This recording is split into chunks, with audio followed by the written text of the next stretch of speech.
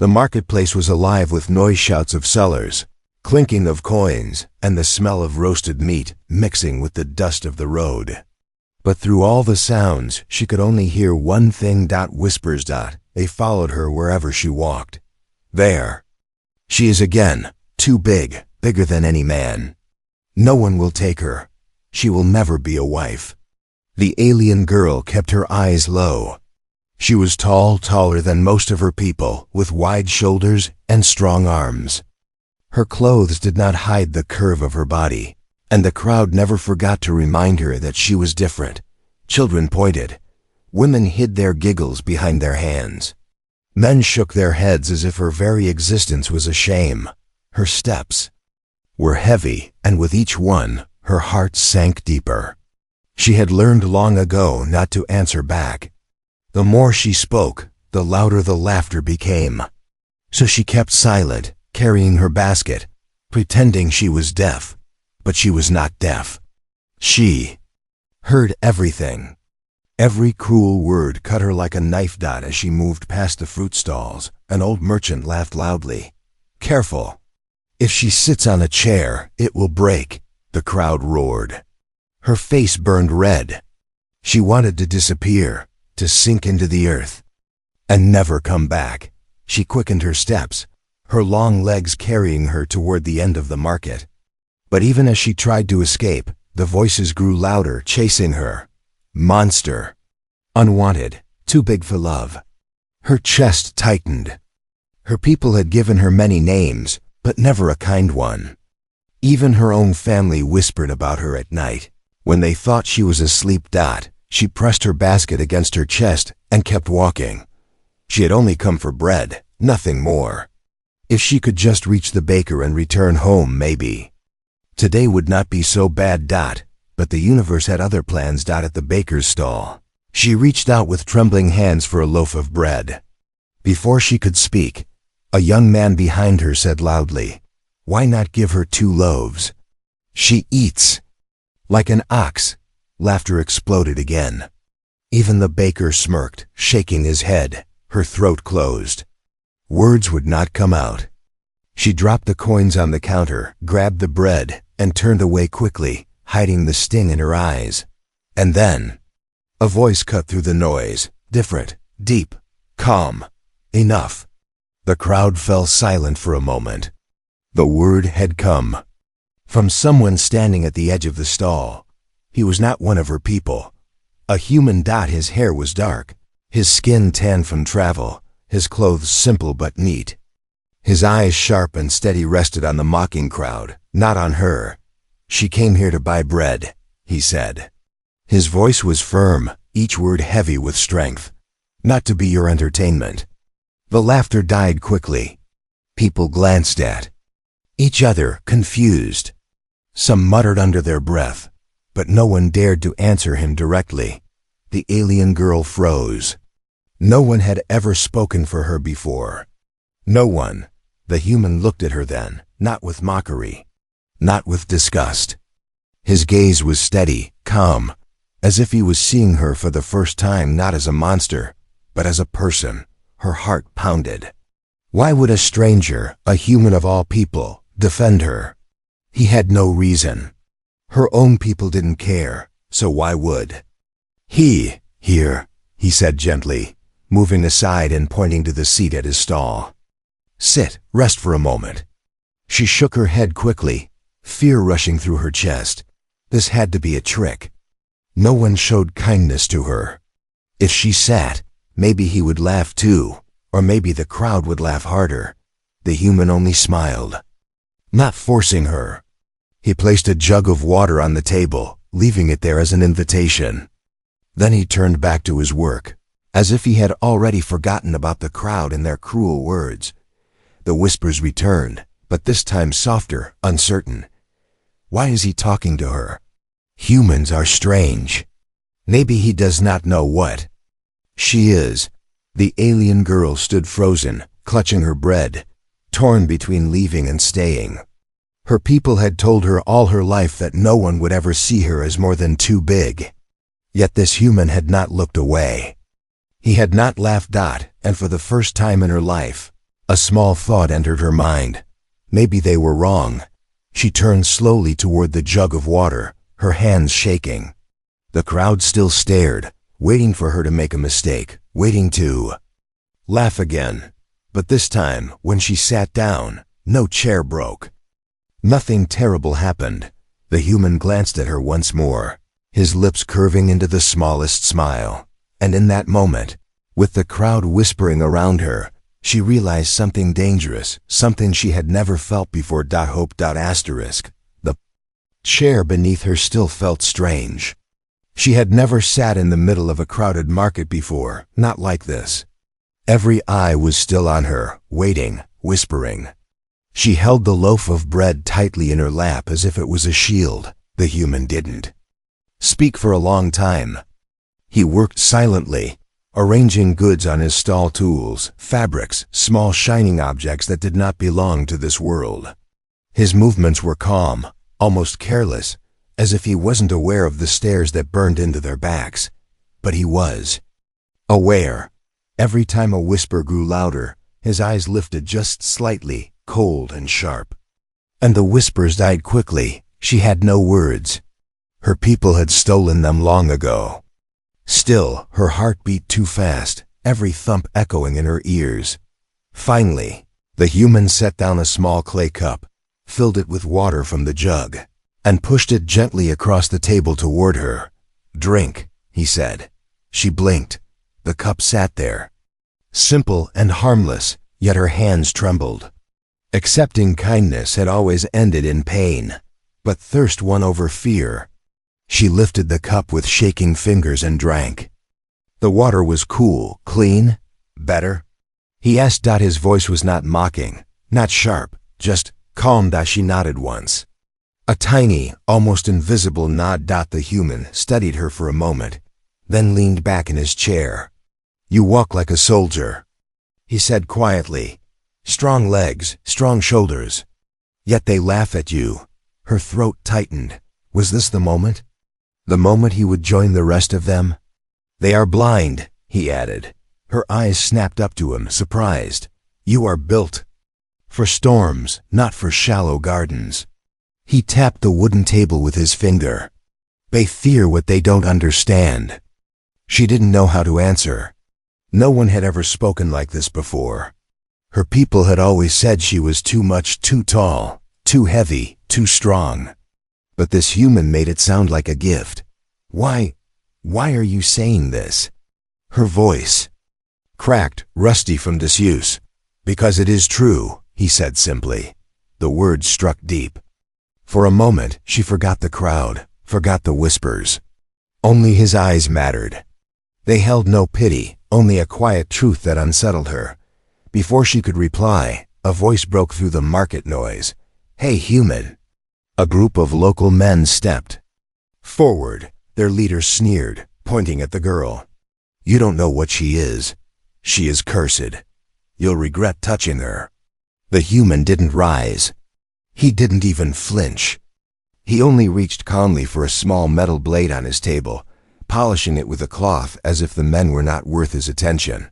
"She is my guest," he said flatly. "Leave." The men hesitated. The confidence in his tone was strange. He was only one man, smaller than them, weaker by their measure. Yet something in his eyes made them step back. They muttered curses and drifted away. The crowd began to scatter slowly, the show no longer interesting. The alien girl's chest ached. She had wanted to disappear moments ago, but now she wanted to ask, why did he care? Why risk angering her people? The human finally set down the blade and looked at her. "They shame you because you are different, but tell me." His gaze narrowed, curious. "Do you believe them?" Her mouth opened, but no answer came. Did she believe them? She had lived her whole life under their voices, their laughter. She had carried the weight of their judgment like chains. She lowered her eyes. "Sometimes," she whispered, then, "Stop," he said firmly. Her head jerked up. "They don't decide who you are," the human continued. "Not anyone. You breathe, you walk, you fight. That is enough. You are enough." The words hit harder than the laughter ever had. She felt her chest tighten, tears burning her eyes. She looked away quickly, ashamed to cry in front of him, but he said nothing more. He simply leaned back, giving her silence to breathe. Minutes passed. The market slowly returned to its usual rhythm. The whispers faded, though she still felt their sting. Yet, in the middle of it all, a strange warmth lingered inside her chest. For the first time in her life, someone had told her she was enough. But her fragile peace did not last long. At the far end of the street, a horn blew.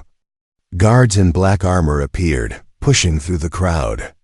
Their voices were loud, carrying authority. "Where is the giant girl?" One barked. "By order of the elders, she is to be taken." Her heart froze. She gripped the bread tighter, fear clawing at her throat. The human glanced at her quickly, his jaw tightening. He understood. Without hesitation, he stood. "This way," he whispered, reaching for her arm. Shock rattled her. Why was he helping? He should have pushed her away, handed her over to the guards. That was what anyone else would have done, yet his grip was firm, steady. "Trust me," he said, and before she could think, he pulled her into the shadows of the alley, away from the market, away from the crowd, away from the life she had known. Pulse thundered. Her people were hunting her. And a human, someone she had never met before today, was risking everything to protect her. For the first time, fear mixed with something else, something even more dangerous. Hope. The alley was narrow, filled with shadows and the stink of damp stone. The human pulled her quickly through twists and turns, his grip firm but never cruel. Behind them, the heavy boots of guards echoed through the streets. "Spread out. Find her," one shouted. Her chest heaved, her long legs carrying her faster than she ever thought she could move. The bread in her hand was gone now, dropped somewhere in the chaos. All she held onto was the stranger's arm. When they finally ducked into an abandoned storage hut, the human pushed the door closed and pressed a finger to his lips. "Quiet," he whispered. She obeyed. Her heart pounded so hard she thought the guards would hear it. Outside, armored feet marched past. The sound faded slowly, swallowed by the distance. Only then did she dare to breathe. But the relief lasted only seconds. A wave of shame washed over her. She was trouble again. Wherever she went, chaos followed. She sank against the wall, hiding her face in her hands. The human crouched in front of her, his dark eyes steady. "Why are they hunting you?" Her throat tightened.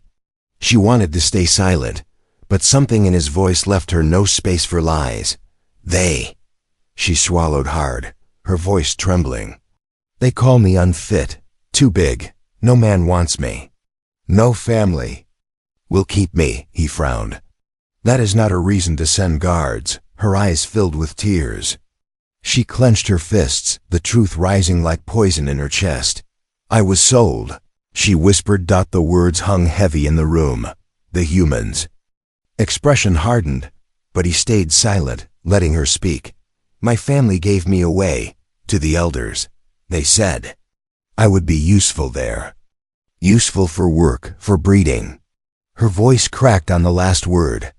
She looked away, ashamed, as if even saying it made her filthier. The human's jaw tightened. His hands curled into fists at his sides. She hugged her knees, her body shaking. "I tried to run, twice. Each time they dragged me back. Sighed I was wasting the gifts of my body. Sighed I was built for no other purpose." Her tears slipped free now, wetting her cheeks. "Do you know what it feels like to be seen only as a body? To have no name, no worth, no choice? That is my burden." For a long moment, silence filled the hut. The human didn't laugh. He didn't mock. He only stared at her as if every word mattered. Finally he spoke. His voice was low, controlled, but burning with anger. "They would make you a prisoner in your own skin."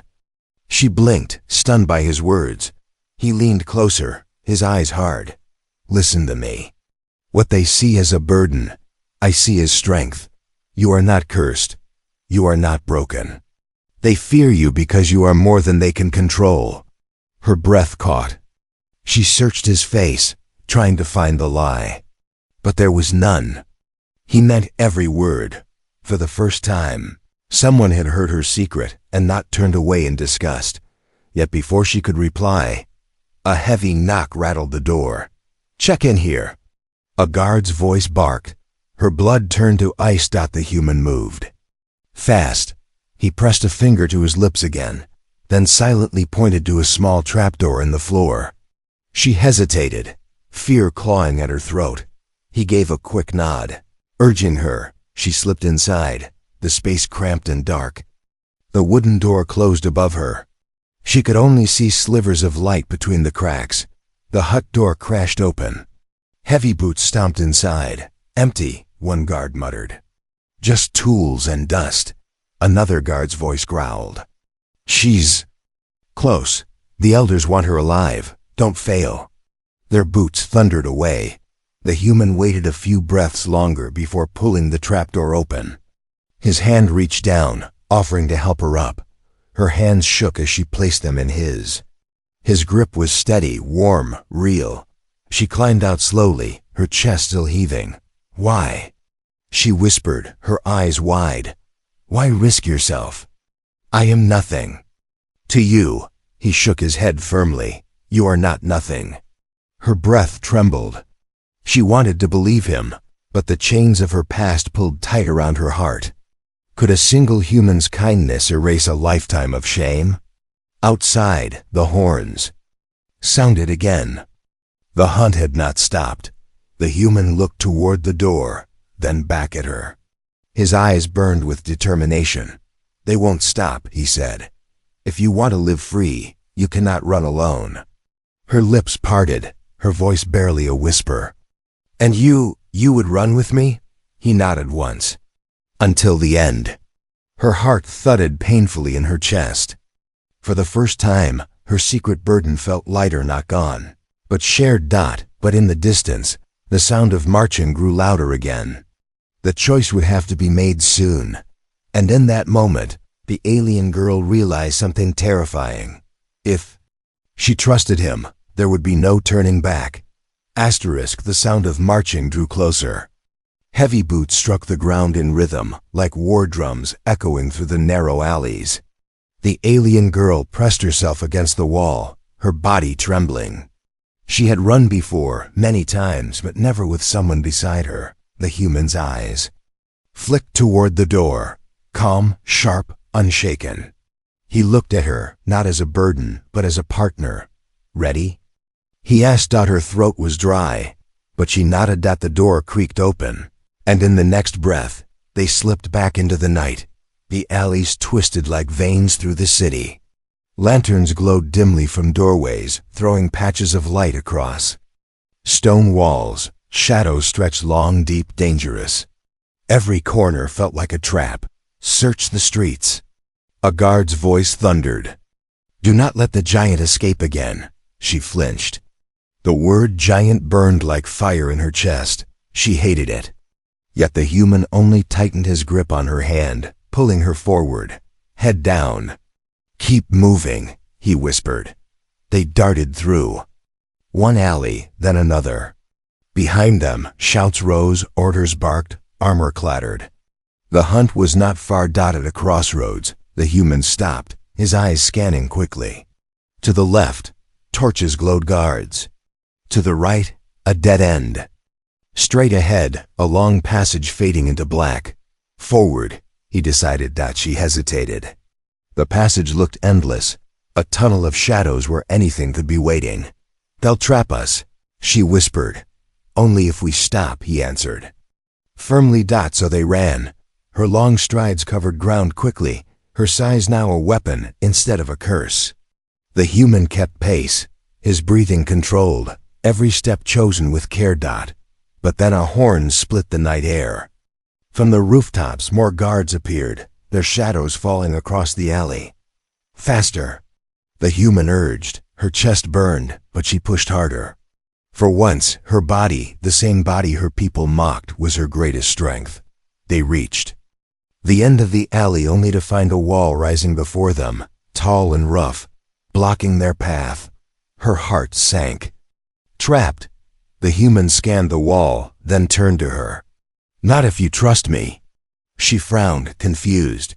He stepped closer, placing his hand against her arm. "You are strong enough to lift me. Get me up there, then I'll pull you over." Her eyes widened. No one had ever asked her for strength before. People mocked it, feared it, cursed it, but never relied on it. For a heartbeat, she hesitated. Could she do it? "Trust yourself," he said softly. "I already do." Her chest tightened. Then, before fear could stop her, she crouched, letting him step onto her clasped hands. With a heave, she pushed him upward. His body rose quickly, his hands catching the edge of the wall. He climbed with practiced ease, swinging himself to the top. From above, he extended his arm. "Now you." She stared at the wall. It loomed high, impossible. But his hand did not shake. Behind them, guards poured into the alley, torches blazing. "Seize them." Her pulse roared in her ears. She leapt, her fingers scraping stone. For a moment, she slipped. But his grip caught her, strong and steady. "Hold on," he shouted. She dug deep, her muscles straining, pulling herself upward. For the first time, she used the power she had always been told was shameful.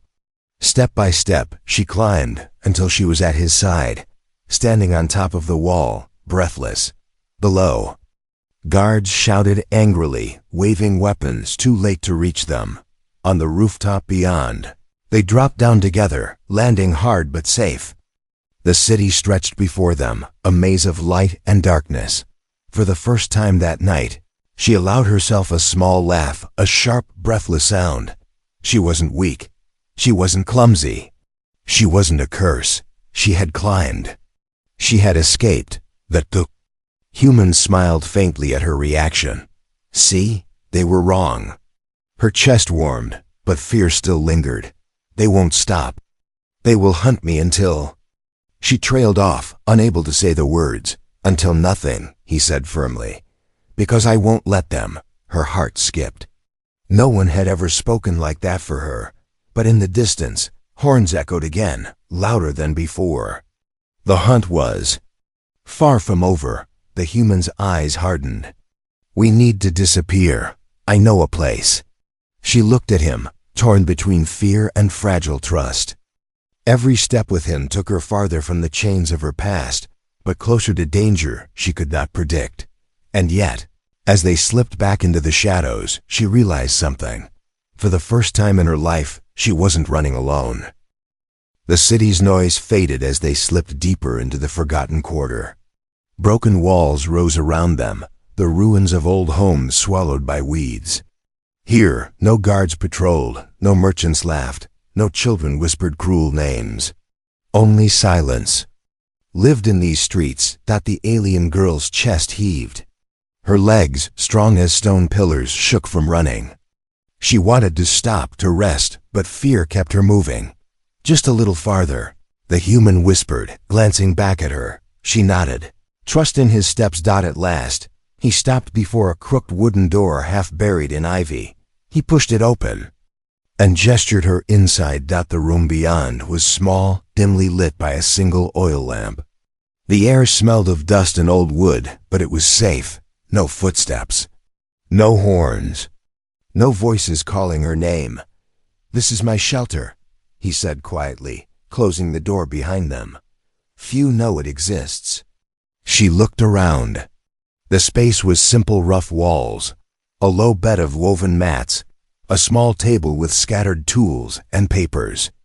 On one side, shelves held strange human items, books with faded covers, metal objects shaped like stars, a cracked photograph in a frame. It was not rich, it was not beautiful, but it felt warmer than any place she had known. Her knees buckled, and she sank onto the mat. She pressed her hands to her chest, feeling the frantic beat of her heart. "Why?" she whispered. "Why do you help me?" The human sat across from her, his eyes calm, steady. "Because you were drowning, and no one else reached out a hand. Her breath caught. She lowered her gaze, ashamed. I bring only trouble. My people are right. Wherever I go, shame follows. He leaned forward, voice firm. Your people are cowards. They mock what they don't understand. They throw away what they fear. That is not your shame, it is theirs. Her throat ached. She wanted to believe him. But years of cruel words still echoed in her head. He poured water into a small cup and handed it to her. Drink, rest, you are safe here tonight. She accepted. The cup with trembling hands. The water soothed her dry throat. For a moment, she allowed herself to breathe. Silence stretched between them. Not heavy, not cruel, gentle. She studied him in the lamplight. His hands bore scars. His clothes were patched and worn, yet he held himself with quiet strength. You live here. Alone? She asked softly. He nodded. Humans are not always welcome in alien cities. I trade, I repair, I keep my distance.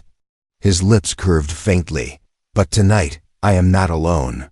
Her face warmed. She turned away, hugging her knees. No one had ever said something like that to her before. He reached to the shelf and picked up the cracked photograph. He held it out so she could see. It showed a group of humans smiling, arms around each other, faces bright. My family, he said quietly. Far away now. I lost them when I came here. She blinked, surprised. You know what it feels like, to lose a family. Yes, his eyes softened. But I also know this, you can build a new one. A family is not only blood. Sometimes it's the ones who choose you when others turn away. Her chest tightened. His words sank into the cracks of her heart, places long broken. Could it be true? Could someone choose her, even when her own people had cast her out? Before she could answer, a noise outside made them both freeze, the crunch of boots on gravel. The girl's breath caught. The guards had not given up. The human moved quickly, extinguishing the lamp. Darkness filled the room. Stay quiet, he whispered, sliding a hand to the hilt of a knife resting on his table. Her body stiffened, every muscle ready to flee again. But when she looked at him, standing firm in the dark, something inside her shifted. He was willing to fight for her, to bleed for her. And that thought was more terrifying than the guards themselves. The boots passed slowly, voices murmuring, then faded into the night. Only when silence returned did he set the knife back down. He struck the lamp again, dim light returning to the room. She released a shaky breath. They will never stop, she whispered. They will hunt until they find me. His eyes met hers, unwavering. Then let them hunt. You are not alone anymore. Her lips parted, her heart pounding. The words struck deeper than any wound. For the first time, the crushing weight of her size, her shame, her exile felt just a little lighter in that small broken shelter, surrounded by shadows. She found something she never thought she would. Not safety, not freedom, but hope. Dawn crept slowly over the city. Pale light pushed through the cracks in the broken shelter. The girl sat curled on the mat, her arms wrapped tight around her knees. Sleep had not come. Every sound outside had felt like a soldier's boot, every shadow like a hand reaching to drag her back. The human, however, sat near the door, knife resting across his lap. His back was straight, his eyes sharp even in weariness. He had not slept either. He guarded her the whole night, silent, steady, unshaken. When the first voices rose in the streets, she tensed. Search every house. The elders demand her. Return. She cannot escape her duty. Her chest tightened. Her duty. That was what they called it, being used, owned, shamed. She had run from it all her life, but it always found her again. The human looked at her, his jaw set. They are close. You should be ready. Her heart pounded. I cannot fight them. You already have, he said. Every time you ran, you fought. Every time you refused their chains, you fought. Tonight will be no different." Before she could reply, fists pounded against the shelter's door. "Open," a guard's voice thundered. "Hand over the cursed girl." She froze, terror flooding her. The human stood, slipping the knife into his belt. His eyes flicked to her. "Stay behind me." The door burst open. Guards poured in, armor gleaming, weapons drawn. Behind them, villagers crowded the street, their faces twisted with scorn. "There she is," one shouted. "The monster, the shame of our people, too big for love." Each word was a chain snapping back around her neck. She shrank against the wall, her breath breaking, her body trembling. The human stepped forward, planting himself between her and them. His voice rang out, steady and strong. "She is not your shame. She is not your monster. She is mine to protect." The guards laughed coldly. "A human speaks for her. Pathetic." "Step aside, little man." But he did not move. His shoulders squared, his gaze like steel. "No," the crowd roared with anger. Some hurled stones at the shelter. A guard raised his weapon. The girl clutched her head, whispering to herself, "This is my fault. He will die because of me. I should give myself up. I always bring ruin." Her whole life, she had believed she was a burden. And now, a human, someone who owed her. Nothing was about to bleed for her. Her chest heaved. Shame twisted inside her, fighting against the warmth he had given her. The breaking point had come. Tears burned her eyes as she cried out, "Stop, I will go." The human's head snapped back toward her, disbelief flashing in his eyes. She rose, slowly stepping out from behind him. Her legs shook, but she forced herself forward. The guards smirked, reaching out to grab her. "If my body is all I am," she said, her voice trembling but loud enough for all to hear, "then take it. I am tired of running." The human's face hardened. He stepped in front of her again, fury blazing. "No, you are not theirs. You never were." A hush fell over the crowd. Even the guards hesitated at the fire in his words. He turned, his voice rising, sharp and clear. "You call her too big? Then you are blind. She is strong. She is alive. She is more than all of you who mock her." The villagers muttered, shifting uneasily. The human spread his arms, shielding her. "If you want her, you go through me." The guards raised their weapons, tension crackling in the air. The girl's heart raced. She wanted to scream, to pull him back, to stop this madness. But then something inside her shifted. For the first time she saw herself through his eyes, not as a monster, not as shame, but as strength. Her fists clenched. Her voice broke the silence. "No, if they want me, they go through us." The crowd gasped. She stepped beside the human, shoulders squared, taller than every man in the room. Her body, once mocked, now towered like a shield. She no longer hid. She no longer shrank. The guards faltered. The villagers whispered, fear replacing mockery. And in that moment, at her breaking point, she chose not surrender, she chose defiance. The human looked at her, pride flickering in his eyes. The battle had not begun yet, but the fight was already changing. The shelter was no longer a hiding place. The door hung broken, the street outside packed with villagers, their faces lit by torches and hate. Guards stood in front, blades ready, eyes hungry for obedience. And yet, inside, the girl no longer crouched in fear. She stood tall beside the human, her shadow towering across the floor. For the first time she did not try to shrink. The guards sneered. "Move, human. She belongs to us." The human's jaw tightened. His hand hovered near his knife, but his voice was steady, unshaken. "No," he said. "She belongs to no one. She is not a curse. She is not a burden. She is mine to stand beside, and mine to love." The word love rang through the air like a bell. The crowd stirred, muttering. Some scoffed. Others gasped. The girl's breath caught. Her heart slammed in her chest. Did he mean it? Or was it only a desperate bluff to stop the guards? The head guard laughed coldly. Love? You would. Love that? Look at her. She is twice your size, a beast in a woman's skin. The human's eyes burned as he stepped forward. I see her clearer than you ever have. Where you see shame, I see strength. Where you see a monster, I see beauty. The girl's knees weakened, but not from fear. Tears blurred her vision. No one had ever spoken of her like this, never in her whole life. The crowd fell uneasy. The guards looked at one another, uncertain. The elder's voice rose from the back. Old, sharp, filled with authority. Silence. She was given to us. She is ours by right. She was born to serve. The girl's chest tightened. Those words had chained her for years. She had believed them, lived under them, run from them. But now she looked at the human, standing small yet unyielding against an army.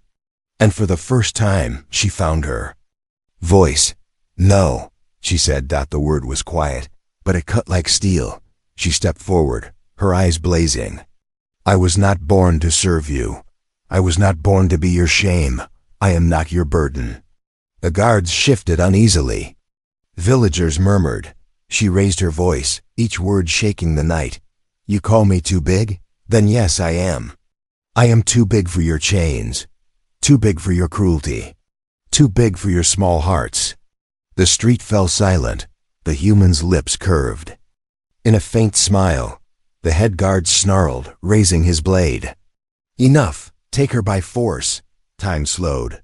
The torches flickered. The crowd held its breath. The human moved first.